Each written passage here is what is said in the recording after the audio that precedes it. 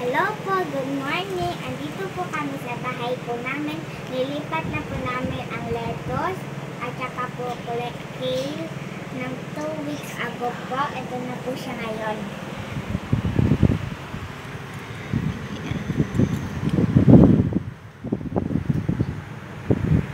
Ayan na siya. Ayan.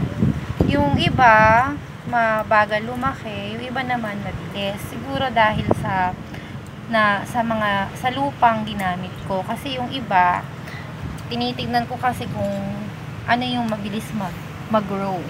Yung pure na soil or yung meron akong nilagay na mga organic matters. Ayan, mas mabilis lumaki itong hindi masyadong siksik sa pure na soil at may halo siyang mga ipa-ipa at saka kusot. Ayan. Good morning. Nandito po tayo sa bahay namin. Ito naman yung pure na lupa.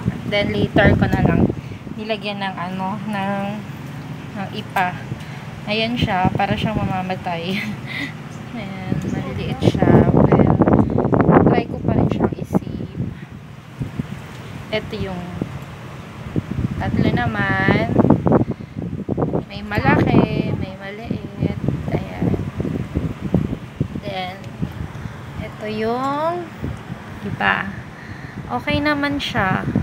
Tinanim namin siya 2 weeks ago.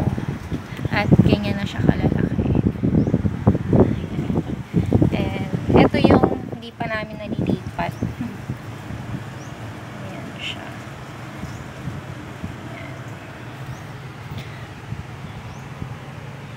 Ayan. Ayan siya. So, ang mga tinanim ko lettuce, siguro 10. 3 lang yung nabuhay, pero mukhang isa lang yung magsusurvive talaga. Yan lang ang magsusurvive. Then ito, mukhang mamamatay na siya. Then ito, kailangan kong ilipat sa ibang lalagyan para mabuhay siya ng maganda.